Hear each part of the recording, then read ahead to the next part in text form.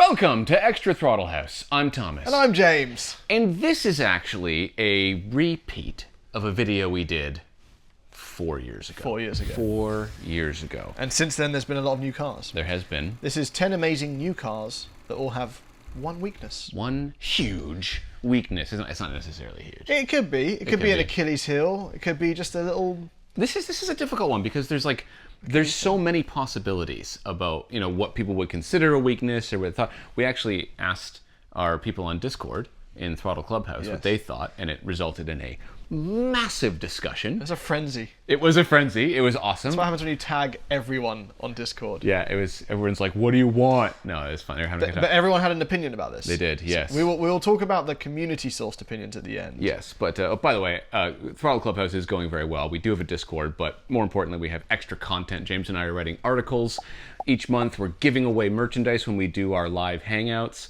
Some controversial articles. Some controversial articles. Like Thomas thinks the C63 still should have a 4-cylinder. Some behind-the-scenes stuff. What it's like when Thomas breaks a car. I'm seeing a theme here. Yeah. You're the issue. I'm the issue. I'm the main problem. Anyway. Yeah, it's going very well. You should join thethrottlehouse.com if you're interested. Now. So, first of all, when we did this video 4 years ago, we complained about a few cars, and I want to give credit to the ones that have fixed those issues. Yes. So, we said that the Audi RS3 suffers from terrible understeer, even though they did the big tires, wider front tires than the rear. They fixed that by adding the Golf R's diff to it. Yes, and that has since been added to the new Audi S3, which is very exciting. So they have fixed the understeer problem. The 86, at the time, there was no GR86. Yes. So the torque tip was an issue there. Yes, they have fixed that. The new GR86 fixed that. Yeah. And the Lexus LC500 MMI and all the touch controls. I believe Jason Camisa cameoed in that moment, didn't he? He did. Yeah. And Lexus have fixed that. And Yes. the LC500 now has a fixed MMI. Yeah, things that weren't fixed. The Supra still buffets, and the Mercedes-Benz interior quality, it might not be as creaky as it once was, but it feels just as cheap. Or worse overall. Or worse. Yeah. Mercedes, get it together. Get it together. So that's from 4 years ago. Yeah. Now, in no particular order, we've come up with a list. These are cars that we have tested or in the last little while, and we think that they're all amazing cars. But there's something that just kind of gets under our skin about it, or that we think could be better potentially. And it's just a small thing. Sometimes it's not a small thing. Actually, one of them is that second one. There's quite a doozy. Let's start with the first one. Yeah. A car that Thomas loves and in so many ways is amazing at what it does. The Ineos Grenadier. Yeah. And the big weakness with that one what's it good at first? Why is it amazing? Okay. Well, first of all, it is a Defender, or what the Defender could have been, were you to make an actual modern Defender. So that's just cool off the bat. But it's like an insanely overbuilt, crazy, overlanding, customizable, awesome thing. It's just cool. That's not terribly priced either. It actually is not fairly that priced. Fairly priced. It's still expensive, but fairly priced. However, if you watch the video of our review, then you'll see that there's quite a lot of management to keep the steering straight. Yeah. That setup. Yes. Well, it is a solid front axle like a Wrangler. So, like, no matter what you do, the steering's not going to be as good as a car like a Honda Civic that you might be used to. But it's not just that, like, I can deal with that. Yeah. I can deal with the solid front axle, and the steering isn't going to be as, like, on-centery, but it's the issue that the Grenadier seems to be a little bit inconsistent across the production of it, where people are getting different types of issues. Right. Some people are pulling to the left, some people are pulling to the right. I think even in the version we had where it wasn't pulling, like the lack of confidence in the corner, like if you want, the road manners suffered. Yes. In a way, like we call it baby G-Wagon in some ways, but the Yep. G-Wagon has much better road manners. So that's, if you bought a Grenadier tomorrow, you'd be like, why am I suddenly in the different lane on the highway? Yeah. So as long as you as long as you understand what you're getting into, the fact that it does not have independent front suspension, then you'll probably be fine. Maybe with a little bit of a custom alignment to fix the maybe quality control. But yeah, as a daily vehicle, it's a weakness no matter what you do. Solid front axle, Okay, next amazing car. We're going to jump around in price. This one's a pricey one. This one is not one, it's all. This is the one that inspired the discussion. Yeah. But the Ferrari 296. Yeah.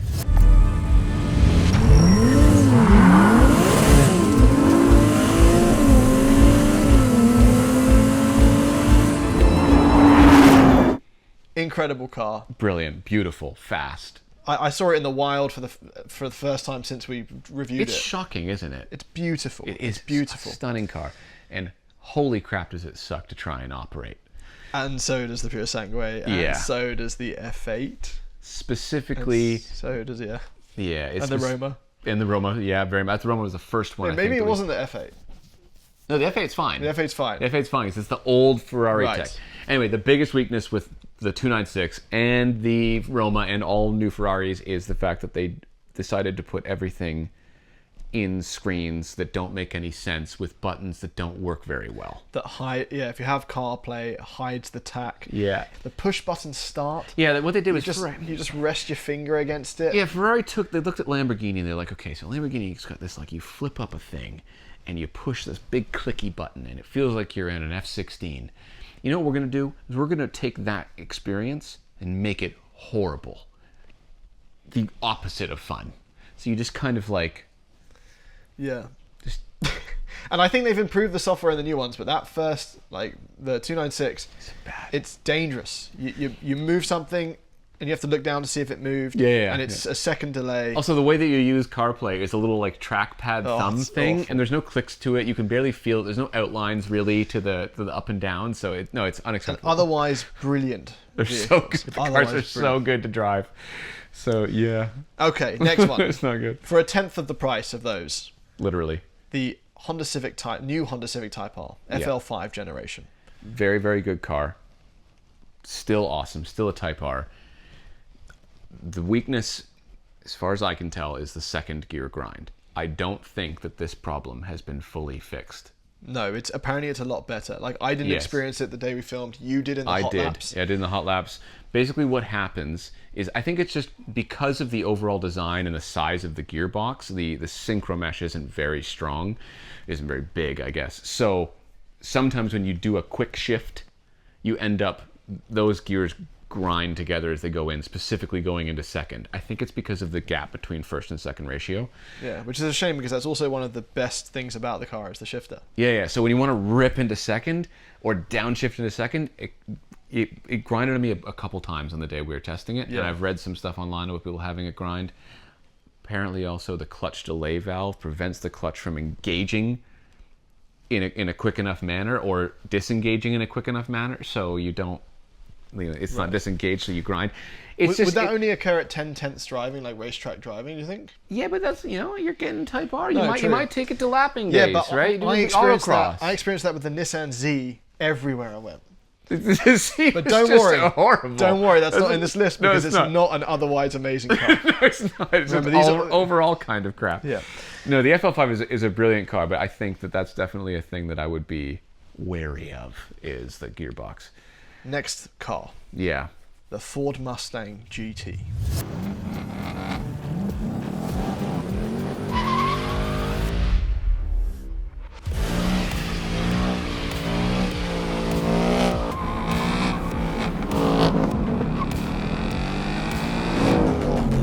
Like, how many cars brand new can you buy right now that are naturally aspirated, rear-wheel drive, manual V8s? Yes, it's got the recipe for being perfect. And it's a good V8, the Coyote. Yes. I currently have the Dark Horse sitting outside. Yeah.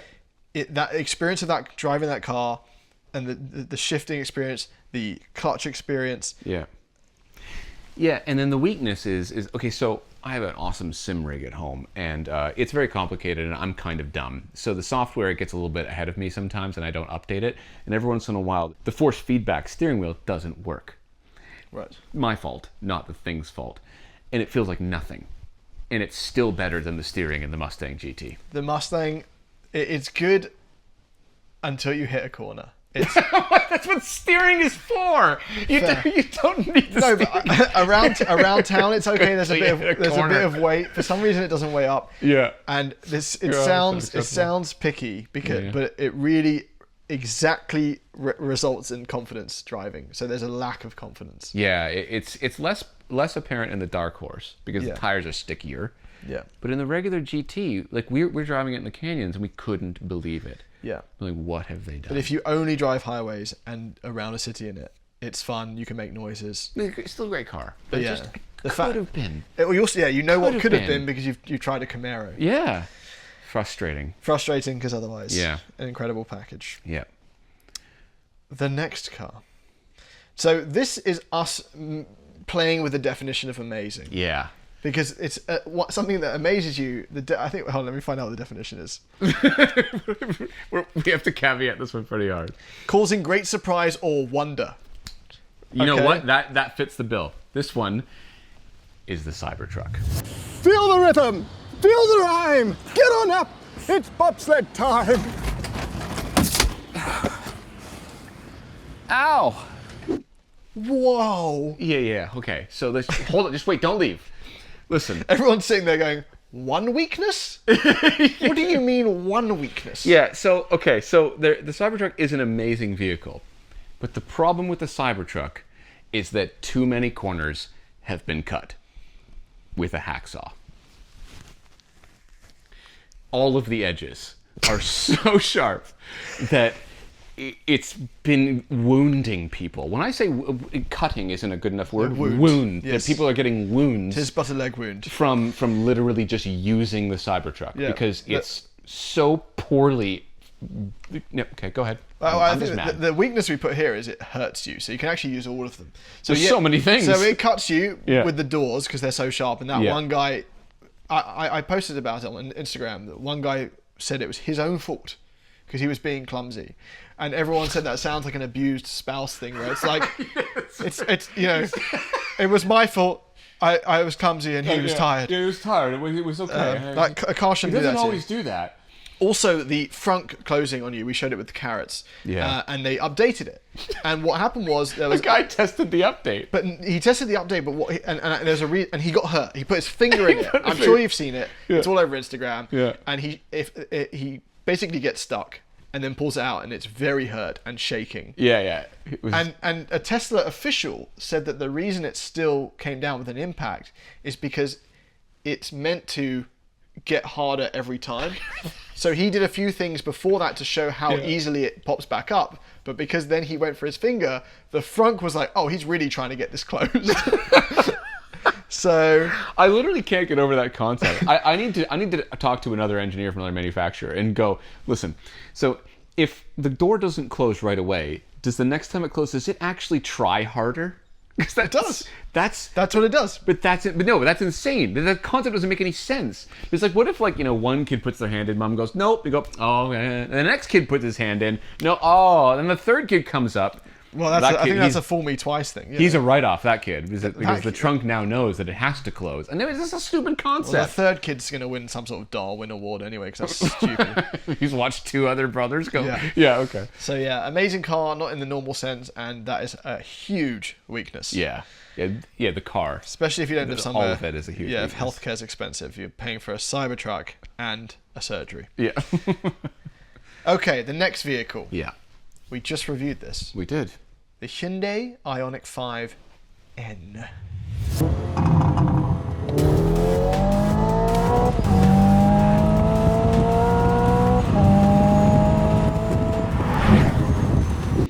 This is an amazing car. And the more I think about it, the more amazinger it feels to me.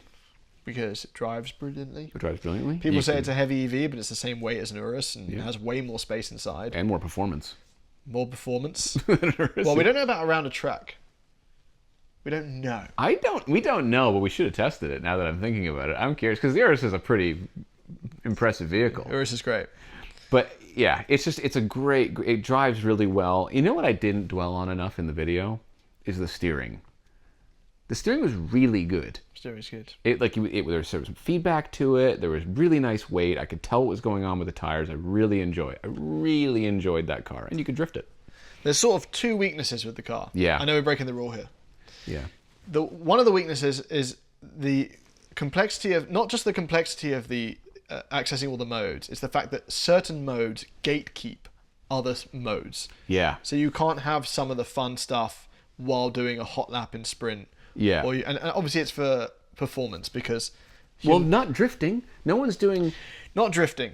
So what he's talking about is that you can't have the cool shift mode on in the drift mode, in the rear-wheel drive drift mode. It won't let you do that. But people did which say, is dumb. people did comment on the video that you can do torque distribution to the rear with traction control off with those modes. Yeah, but it's I even have a different comment. than the drift mode. Yeah, The comment here is, so just to preface this, when we said that the car's too complicated, the modes are too complicated, the menus are too complicated, and too much stuff is going on, owner's response to that was generally like, well, you guys just haven't learned the vehicle yet. Yeah. Here's an example of cognitive dissonance. Go ahead. I can't read the whole thing. It's so long. Go ahead. People get bored halfway through.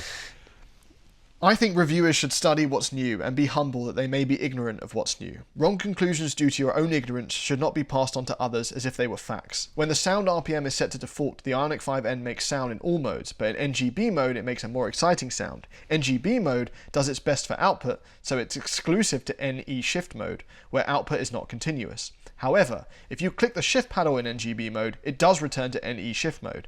Doing complex tasks while driving in order to drift is something that only an ignorant person like you, full stop. 1.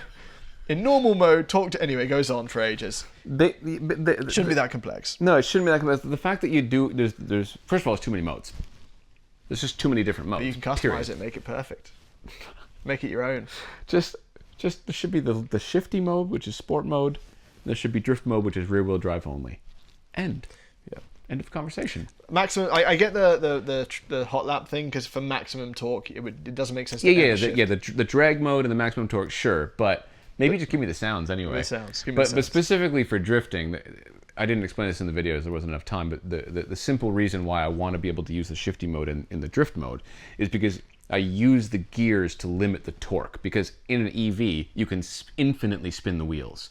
So if you weren't paying attention and it didn't exit the drift for you electronically, you could spin the wheels up to the top speed of the car, and you'd kill a set of tires in one drift. Yeah. So if I was able to select third gear, which would hit a limiter, yeah, right? I could drift in third gear, and it would prevent me from killing a set of tires without it electronically ending my drift for me. And most people are not going to drift this car. But No. it has a drift mode. So the other issue with it is the range. 350 kilometers. Big range. Is big problem. is its best case scenario, that number. Yeah. So in the winter, you're going to do just above half that. And this is a car that invites you to not hypermile it. It invites you to drive it aggressively. So. In its defense, I think we said this in the video, we did get a track day out of it. We did, but we spent the whole day worried. We did spend the whole day worried. worried. Also, you charged fully on the way there and fully on the way home. Yes. Yeah.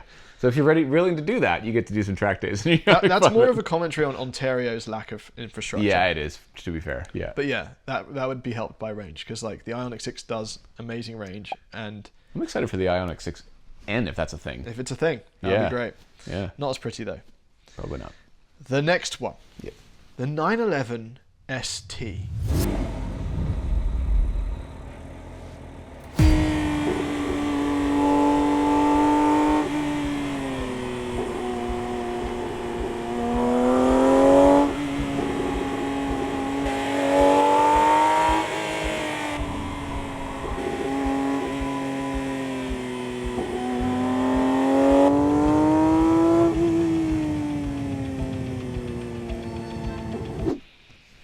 Obviously a brilliant car.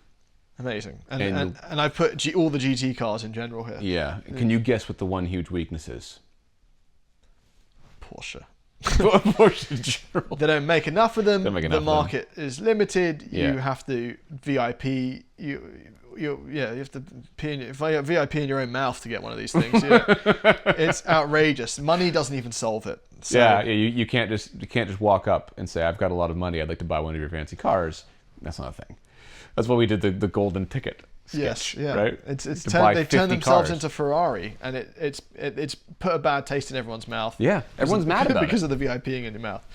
And these are cars that like absolutely should be on a pedestal. Yes, they're brilliant, but make more of them. Yeah, pedestal but not locked up. Or like make it, I don't know, like first come, first served or something to get one.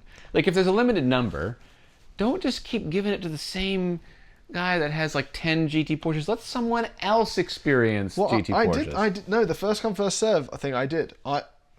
4 years before the GT4 RS came out, I put $1,000 down Well, I was hopeful. on a GT4 RS. Yeah. And I got near the top of the list. Yeah. And about 3 years later, I got an email saying, we're no longer doing first come, first serve. This is VIP based on the dealer management's choices. Right. So I took my $1,000 back. I bet you did. So you can't even do that. So yeah, Porsche are annoying. That's annoying. That's a just huge too annoying. weakness. And you Huge. can't. And no one talks about any of those cars without, but you can't even get them. Yeah, it's actually hurting their reputation of their cars. Yeah. As opposed to making it more exclusive. People are now getting mad, Porsche. And they're not driving them. And Yeah. they're sticking them stationary. As Because they're investment. worth too much. Yeah. That won't make me sad. Yeah, it's just depressing. The next one, much Yeah. cheaper. The Subaru BRZ and Toyota GR86.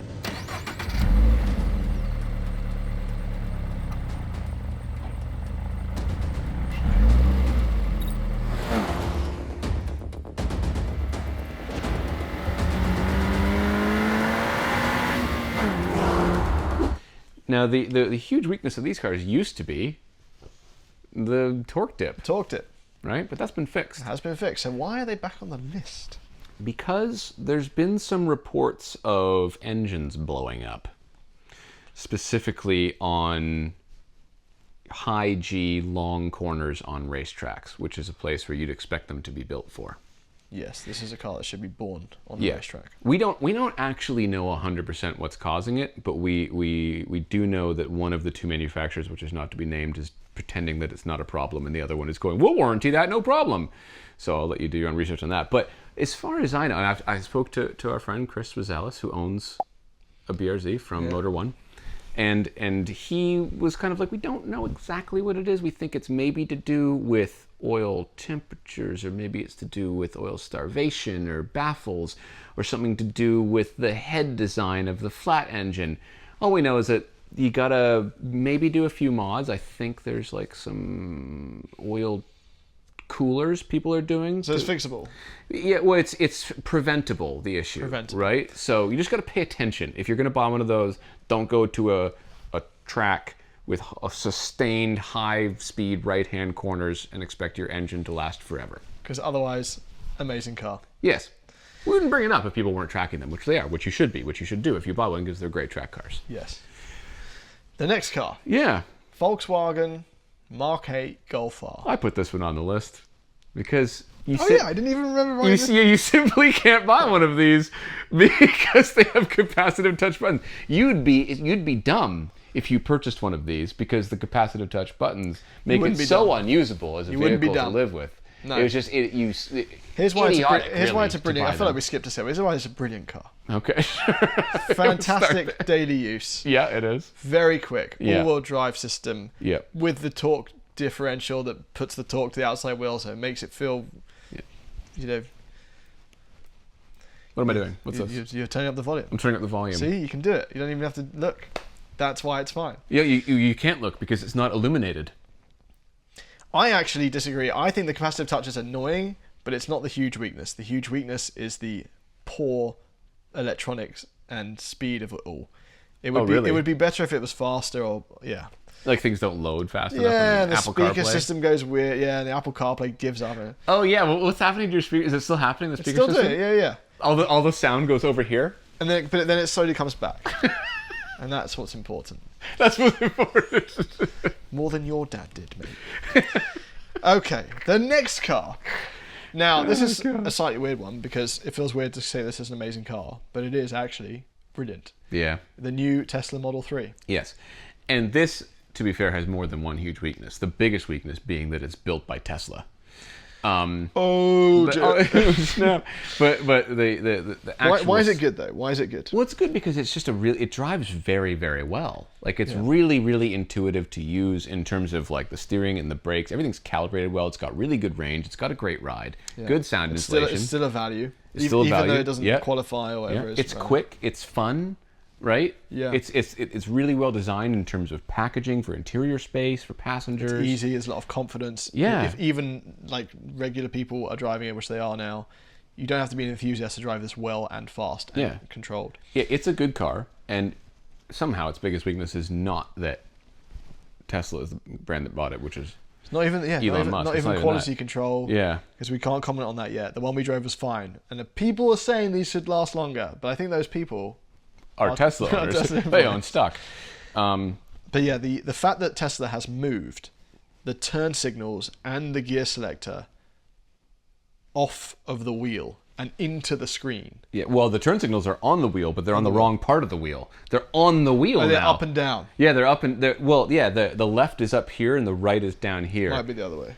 The right is up. I think you're right, actually. No, but this is the problem. You see, this You is have to look. you can never remember which one is which. Instead of just using a turn signal stock like everyone's used for the entire history of the automobile, you have to look down and click a little button that doesn't click very well. Yep. Right? It just is a bad click to it. That's how you do the turn signal.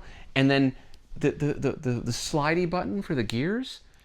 We back to backed it with the old one, and it's so much easier to drive. So I think much I said I would probably just buy the old one. Yeah. Because of how much of a difference that makes for everyday livability. Well, people say you get used to it, but you get used to a clubbed foot. Like, it doesn't mean it's not a weakness. Yeah, exactly. Yeah, like you can get used to IBS and like develop management systems for your you food don't that you want it. intake. But you don't want it. Yeah. So that's the list. That is the list of cars that have one, maybe two or three or four huge weaknesses. 10 great cars, Yes. 9 great cars, and a Cybertruck.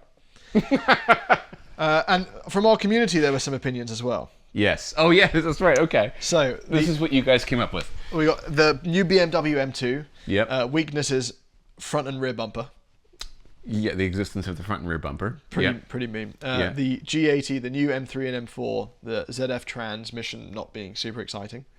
Yeah. That's fair, actually. I agree. fair. I agree with that That's because fair. it's one of the things that just the previous gen, the F80, had the dual clutch, and it would really kick you on the shifts. Yeah. Right. It was exciting. It was fun. It was. And then the Rivian not having CarPlay or Android Auto, which is fair. Unacceptable.